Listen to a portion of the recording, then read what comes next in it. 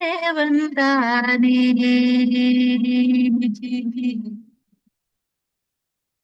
கிறிஸ்துவில் பிரியமானவர்களே, இந்த நாளுக்கென்று தேவன் நமக்கு எழுதியிருக்கிற ஜீவ வார்த்தை சங்கீதங்களின் புஸ்தகம் 138வது சங்கீதம் 3வது வசனம். நான் கூப்பிட்ட நாளிலே எனக்கு மறு உத்தரவு அருளினீர், என் ஆத்துமாவிலே பலம் தந்து என்னை தைரியப்படுத்தினீர். எனக்கு அருமையான சகோதர சகோதரிகளே, இன்றைய நாளிலும் கர்த்தர் உங்களுடைய நீண்ட நாள் காத்திருப்புகளுக்கு, ஜெபங்களுக்கு மறு உத்தரவு அருளுகிற நாளாய் வாக்கு பண்ணி ஆசிர்வதித்திருக்கின்றார். இன்றைக்கும் அநேகருடைய வாழ்க்கையில் பல சோர்வுகள், பலனற்று போன நிலைகள் காணப்படலாம். காரணம், சூழ்நிலைகளின் காரணமாக. இயேசு இருக்கிறார், அவர் ரட்சிப்பார், அவர் வல்லமை உடையவர், தேவாலயத்தை காட்டிலும் பெரியவர் என்பதை மறந்து பலனற்று தைரியத்தை இழந்து போய் என்ன செய்வது என்று அறியாதவர்களாய் ஒரு சிலரும் தேவ சமூகத்தில் நீண்ட நாட்களாய் உங்களின் தேவைகளுக்காக, சுகத்திற்காக, விருப்பங்களுக்காக காத்திருந்து பதில் இல்லையே என்றும், என் ஜபங்கள் கேட்கப்பட்டதா இல்லையா என்ற சந்தேகத்துடன் இருப்பவர்களும், வேறு சிலர் புதிய விடியலுக்காய், புதிய பாதைகள் திறக்கப்பட வேண்டி காத்திருக்கிறவர்களுக்காய் கர்த்தர் சொல்லுகிறார், நானே பதில் செய்கிற தேவன், ஜபத்தை கேட்கிறவர், ஜபத்தை தள்ளாதவர் என்று. ஆகவே உங்களை நீண்ட நாள் ஜபத்திற்கு மறு உத்தரவை கொடுத்து பலன் தந்து தைரியப்படுத்தி ஆசிர்வதிப்பேன் என்று இன்றைக்கு உறுதி அளிக்கின்றார். வார்த்தை விசுவாசிங்கள், பதிலை பெற்றுக் கொள்ளுங்கள். இன்றைக்கும் நாம் வேதத்திலிருந்து கர்த்தரை நோக்கி தங்களின் ஆபத்து நாட்களில் கூப்பிட்டவர்களுக்கு எப்படி பலன் தந்தார், மறு உத்தரவு அருளினார், ஆசிர்வதித்தார் என்பதை குறித்து தியானிப்போம். முதலாவதாக பார்க்கலாம், திருப்பி தருகின்றார். 1 சாமுவேலின் புஸ்தகம் 30வது அதிகாரத்தை நாம் வாசிக்கையில் அங்கே தாவீதை குறித்து பார்ப்போமானால், அவன் குடியிருக்கிற நகரமாகிய சிக்லாகின் மேல் அமலேக்கியர்கள் தாவீதுக்கு விரோதமாய் புகுந்து நகரத்தை அக்கினியினால் சுட்டெரித்து அங்குள்ள ஜனங்கள் யாவரையும் சிறைப்பிடித்து சென்று விட்டனர். இதையறிந்த தாவீதும் அவனோடு இருந்த ஜனங்களும் அழுகிறதற்கு தங்களில் பலனில்லாமல் போகும் மட்டும் அழுதார்கள். கர்த்தரை நோக்கி முறையிட்டார்கள். அப்பொழுது கர்த்தர் தாவீதுக்கு மறு உத்தரவு அருளினார். இப்படியாக, நீ அந்த தண்டை பின்தொடர்ந்து அதை பிடித்து சகலத்தையும் திருப்பிக் கொள்வாய் என்றார். அப்படியே தாவீதும் செயல்பட்டான். கொள்ளையாடி கொண்டு போன யாவற்றிலும் ஒன்றும் குறைபடாமல் எல்லாவற்றையும் தாவீது திருப்பிக் கொண்டான், பலனடைந்தான் என்று வாசித்தருகின்றோம். இன்றைக்கு உங்களின் வாழ்க்கையிலும் கூட சத்துருவானவனின் சகல சதி திட்டங்களினால் உங்களின் ஆசிர்வாதங்களை, நன்மைகளை, பலனை, சமாதானத்தை, சந்தோஷம், மகிழ்ச்சி, உறவுகளின் ஐக்கியம் போன்றவற்றை திருடிக் கொண்டும் சுட்டரித்து விட்டானே என்று கலங்கிக் கொண்டும் அழுகிறதற்கு பலனில்லாமல் இருக்கிறவர்களே, உங்களை கர்த்தருக்குள் திடப்படுத்திக் கொள்ளுங்கள். அவரின் சமூகத்தில் ஆறுதல் பெறுவீர்கள். கர்த்தர் தாவீதுக்கு அருளின அதே மறு உத்தரவை இன்றைக்கு உங்களுக்கும் அருளுகிறார். நீங்கள் இழந்த எல்லாவற்றையும் இன்றைக்கு திருப்பிக் கொள்வீர்கள். ஒன்றிலும் குறைவுபடாமல் சகல நன்மைகளும் ஆசிர்வாதங்களையும் திருப்தியாய் பெற்றுக் கொள்ளும்படியும் உடைந்த மனதை தேற்றி பலனையும் ஆறுதலையும் அளித்தும் ஆசிர்வதிக்கின்றார். இரண்டாவதாக பார்க்கலாம், திடப்படுத்துகின்றார். நியாயாதிபதிகளின் புஸ்தகம் 6வது அதிகாரத்தை நாம் வாசிக்கையில் அங்கே கிதியோனை குறித்து பார்ப்போமானால், கிதியோனும் தன் ஜனங்களுக்கு தங்கள் தேசத்திலே எப்பொழுதெல்லாம் அவர்கள் விதை விதைக்க ஆயத்தமாயிருக்கிறார்களோ அப்பொழுதெல்லாம் அவர்களுக்கு விரோதமாக மீதியானியரும் அமலேக்கியரும் கிழக்கத்திய புத்திரரும் அவர்களுக்கு விரோதமாக எழும்பி நிலத்தின் விளைச்சலை கெடுத்து ஒன்றும் வைக்காதபடிக்கு எல்லாவற்றையும் அழித்து கெடுத்து போடுவார்கள். இந்நிலையில் கிதியோன் கர்த்தரை நோக்கி முறையிடுகிறான். எப்படி எனில், எங்களுக்கு விரோதமாய் எழும்புகிறவர்கள் வெட்டுக்கிளிகளைப் போல திரளாயிருக்கிறார்கள். இவர்களை எப்படி மேற்கொள்வேன்? நானோ என் குடும்பத்தில் எல்லாரிலும் மிகவும் சிறியவன், எளியவன் என்றும் மேற்கொள்ளுகிற பலன் எனக்கில்லையே என்றும் விண்ணப்பிக்கின்றான். கர்த்தர் ஜெபத்தை கேட்கின்றார், மறு உத்தரவு அருளுகின்றார். எப்படி எனில், உனக்கு இருக்கிற இந்த பலத்தோடே போ, நீ இஸ்ரவேலை மீதியானியரின் கைக்கு நீங்களாக்கி ரட்சிப்பாய். உன்னை அனுப்புகிறவர் நான் அல்லவா என்றும் நான் உன்னோடே கூட இருப்பேன். ஒரே மனுஷனை முறியடிப்பதை போல நீ மீதியானியரை முறியடிப்பாய் என்று பதில் கொடுத்து அப்படியே செய்து ஆசிர்வதிக்கிறதை நாம் வாசித்தருகின்றோம். இன்றைக்கும் எனக்கு அருமையானவர்களே, உங்களின் வாழ்க்கையிலும் கூட இப்படிப்பட்டதான சூழ்நிலைகள், எதிர்ப்புகள், துன்பங்கள், வேதனைகள் பல வழிகளில் திரளாய் இந்நாட்களில் உங்களை ஆக்கிரமித்தும் ஆளுகை செய்தும் இருக்கிறதா? நீங்கள் எடுக்கிற முயற்சிகளிலெல்லாம் தடைகளும், ஏமாற்றங்களும், நஷ்டங்களும், இழப்புகளும், வேதனைகளும் வருகிறதே என்று கலங்கி போய் காணப்படுகிறவர்களே, உங்கள் இருதயம் கலங்காது இருப்பதாக. உலகத்தில் உள்ளவனை காட்டிலும் உங்களில் இருக்கிறவர் பெரியவர் என்பதை விசுவாசியுங்கள். உங்களுக்குள் இருக்கின்ற பலத்தோடும் விசுவாசத்தோடும் காரியங்களை நடப்பியுங்கள். யுத்தம் கர்த்தருடையது என்பதை மறந்து விடாதீர்கள். உங்களுக்கு எதிராக எவையெல்லாம் தீவிரித்து காணப்படுகிறதோ இன்றைக்கு அவைகளை முறியடிக்கின்றார், முழு வெற்றியை தந்து ஆசிர்வதிக்கின்றார். வார்த்தையை விசுவாசியுங்கள், அற்புதங்களை காண்பீர்கள். இன்றைக்கும் இந்த வார்த்தைகளை கேட்டுக்கொண்டிருக்கிற யாரேனும் உண்மை பாவங்களுக்காக கல்வாரி சிலுவையில் மரித்து உயிர்த்தெழுந்த இயேசுவை அறியாமலும் விசுவாசியாமலும் இருப்பீர்களானால் இன்றைக்கு உங்களை ஒப்புக்கொடுங்கள், விசுவாசிங்கள். இயேசு உங்களின் சூழ்நிலைகளையும் மாற்றி விடுவித்து வாழ வைப்பார், ஆசீர்வதிப்பார். இந்த வார்த்தைகள் மூலமாக கர்த்தர் இன்று உங்களை ஆசீர்வதிப்பாராக. ஆமேன். கர்த்தருடைய பரிசுத்த நாமத்திற்கு மகிமை உண்டாவதாக. இந்த அருமையான தருணத்துல கிறிஸ்துவின் நாமத்தினாலே உங்களை சந்திப்பதில் மிகுந்த மகிழ்ச்சியடைய நாள் ஒரு காரியத்தை குறித்து தியானிக்க போகிறோம். சங்கீதம் 51:16 வாசிக்கலாமா? பலியை நீர் விரும்புகிறதில்லை, விரும்பினால் செலுத்துவேன், தகன பலியும் உமக்கு பிரியமானதல்ல. ஆமென், ஹல்லேலூயா. கர்த்தருடைய பிள்ளைகளே, சங்கீதக்காரன் சொல்லும் பொழுது பலி கொடுக்கிற காலங்கள், இஸ்ரேல்ல என்ன காலங்கள்ங்க? பலி கொடுக்கிற காரியங்கள். இப்பதான் பலி கிடையாது. ஏன்னா தேவகுமாரனே நமக்கு பலியாக வந்தார். கர்த்தராகிய இயேசு கிறிஸ்து எப்படி வந்துட்டாருங்க? நமக்காக பலியாக வந்தார் அப்படின்னு வேதம் சொல்லுகிறது. அதனால இப்ப பலி கிடையாது. ஆனா சங்கீதக்காரன் எழுதுகிற நாட்களில பலி கர்த்தருக்கு பிரியமானது. 5 விதமான பலிகள் உண்டு. அந்த பலிகள் எதற்காக கொடுக்கப்பட வேண்டுமோ அது எதற்காக செலுத்தப்பட்டது. கர்த்தர் அதுல மகிமைப்பட்டார். ஆனா சங்கீதக்காரன் எழுதும் போது அந்த காரியங்களை மாற்றி எழுதுகிறார். பலியை நீ விரும்புகிறது இல்லையே, விரும்பல, பலியை நீங்க விரும்பல அப்படின்னு நம்ம யோசிக்கணும். இல்ல, பலி கொடுக்கிற காலங்கள பலியை விரும்பல அப்படின்னு சொன்னா என்ன காரணம் அப்படின்னா, அவர் அந்த முறைமையை மாற்றி பார்க்கிறார், காரியங்களை மாற்றி பார்க்கிறார். ஆடு என்னுடைய பாவங்களுக்காக ஒரு காளையோ ஒரு ஆடோ ஒரு புறா குஞ்சம் அடிக்கப்படுறதுனால என் பாவம் மன்னிக்கப்படும் எனக்கு தெரியலப்பா, நான் அப்படி நம்பல. என் இருதயத்தின் பாவம் உம்மாலே மன்னிக்கப்பட வேண்டும். என் இருதயத்தினுடைய பாவங்கள் உம்மாலே மன்னிக்கப்பட்டா மட்டும்தான் அது நல்லது அப்படின்னு தாவீது நினைக்கிறார். ஆமேன். அந்த மன்னிப்பு பரத்திலிருந்து இறங்கி வரும்னு அவர் நினைக்கிறார். ஆமேன், அல்லேலூயா. அப்ப மத்தவங்களை பலி கொடுக்கும் போது பாவ மன்னிப்பு இல்லைன்னு நினைச்ச, பாவ மன்னிப்பு உண்டா இல்லைன்னு தெரியாமல கொடுத்தாங்க. அது தெரியும் அவங்களுக்கு. ஆனா பாவம் செஞ்சுட்டு பலி கொடுத்தாங்க. அதோடு பாவம் நின்றுச்சா? இல்ல, அடுத்த முறையும் பாவம் செஞ்சாங்க, அடுத்த முறையும் பாவம் செய்யறாங்க. பலி தொடர்ந்து கொண்டே இருக்கிறது. எப்ப தொடங்கப்படுதோ அந்த நாள் வரைக்கும், அந்த பலி நிறுத்தப்படும் வரைக்கும் தொடர்ந்து வந்துகிட்டே இருக்கு. ஆனா சங்கீதக்காரன் சொல்லுகிறா, இல்ல, அந்த பலியை நீ விரும்பல. நான் இப்ப பலி கொடுப்பேன், ஆனா திரும்ப பாவம் செஞ்சிடக்கூடாது. அப்படி ஒரு பலி எனக்கு தேவையில்லை அப்படின்னு சொல்றாரு. அப்ப இன்னைக்கு யோசிச்சு பாருங்களேன், பழைய ஏற்பாட்டிலே சவுல் ராஜாவை அமலேக்கியரே சங்கரிக்க சொன்னார். ஆனா அவர் என்ன செஞ்சுட்டாருங்க? கொழுத்த ஆடு மாடுகள் நல்ல எல்லாவற்றையும் எடுத்துட்டு போயிட்டார். சாமியல் வந்து கேட்கிறாரு, என்னப்பா செஞ்சுட்டியா? எல்லாம் செஞ்சுட்டேன். அப்படியே அந்த காதுல கேக்குது ஆடு மாட்டோட சத்தம், அது என்ன அப்படின்னு கேட்கிறாரு. இல்ல தேவனுக்கு பலியிடுவதற்காக எடுத்துட்டு வந்தேன் அப்படின்னு சொல்லிட்டாரு பாருங்க. அவர் சொன்னார், கீழ்ப்படிதலை பார்க்கலாம் உன் பலி தேவனுக்கு பிரியமா?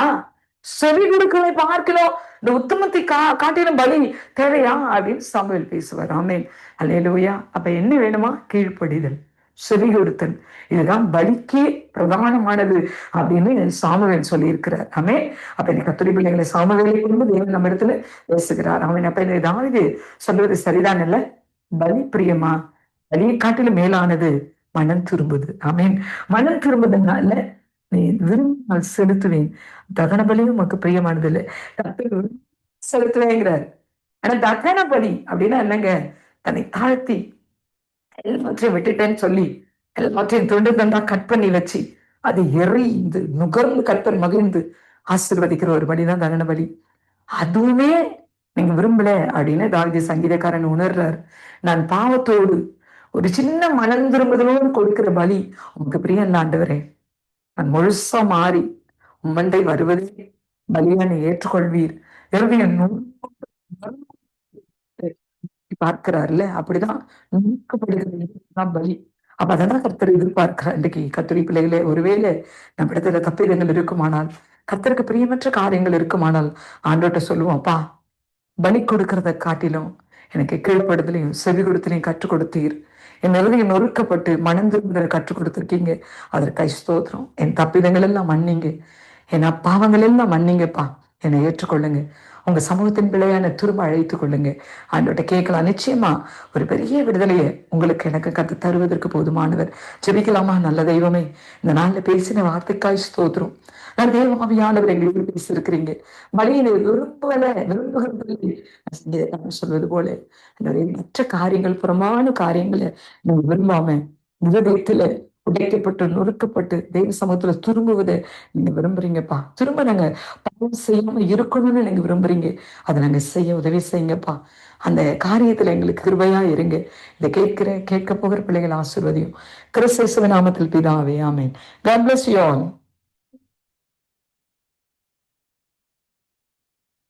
கிறிஸ்துவுக்குள் பிரியமான சங்கமம் தமிழ் கிறிஸ்தவ வானொலி நேயர்களுக்கு அன்பின் வாழ்த்துக்கள். இன்றைய மன்னா, சீயோன் குமாரத்தியே கெம்பீரித்து பாடு, இதோ நான் வந்து உன் நடுவில் வாசம் பண்ணுவேன் என்று கர்த்தர் சொல்லுகிறார். சகரியா 2:10.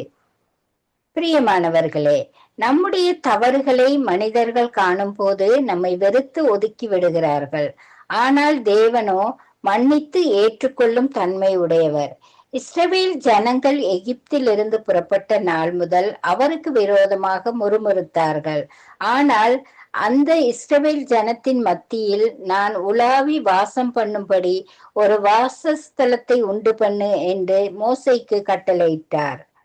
அன்று அவர்கள் மத்தியில் வாசம் பண்ண விரும்பிய தேவன் இன்று உங்கள் நடுவில் வாசம் பண்ணுவேன் என்று வாக்கு பண்ணுகிறார்.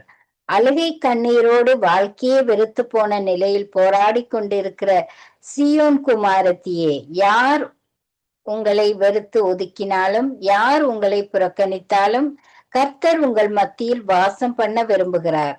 அவருக்காக உங்களை விட்டு கொடுங்கள். என்ன சூழ்நிலைகள் வந்தாலும் கெம்பீரித்து பாட்டு பாடி மகிழ்ந்து சந்தோஷமா இருங்கள். கர்த்தர் உங்கள் மத்தியில் வந்து உங்களை தேற்ற போகிறார்.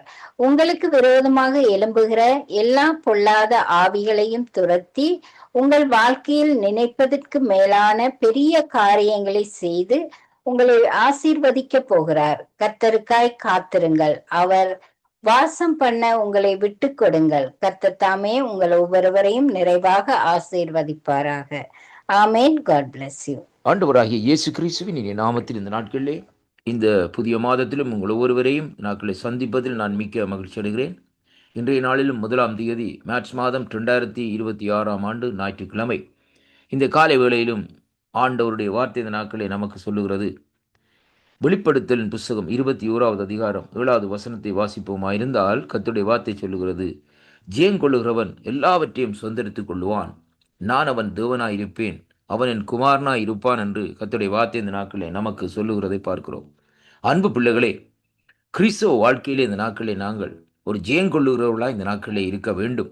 அதே வேளையிலே எல்லாவற்றையும் சுதந்திரித்துக் கொள்ளுகிறவர்களாய் இந்த நாட்களே இருக்க வேண்டும். அருமையான கர்த்தருடைய பிள்ளைகளே, அப்பொழுதுதான் இந்த நாட்களே நம்முடைய தேவனாகிய கர்த்தர், அவர் நமக்கு தேவனாயும் அவருக்கு நாங்கள் குமாரனுமாய் இந்த நாட்களே இருப்போம். இந்த வார்த்தையை இந்த நாட்களே நாங்கள் பார்ப்போமா இருந்தால் 4 காரியங்களே இந்த நாட்களிலே சொல்லப்படுகிறது. முதலாவது, ஜெயம் கொள்ளுகிறவன் என்று சொல்லி இந்த நாட்களிலே சொல்லப்படுகிறது. 2வதாக, அவன் எல்லாவற்றையும் சுதந்திரித்துக் கொள்ளுவான் என்று சொல்லி இந்த நாட்களிலே நாங்கள் பார்க்கிறோம்.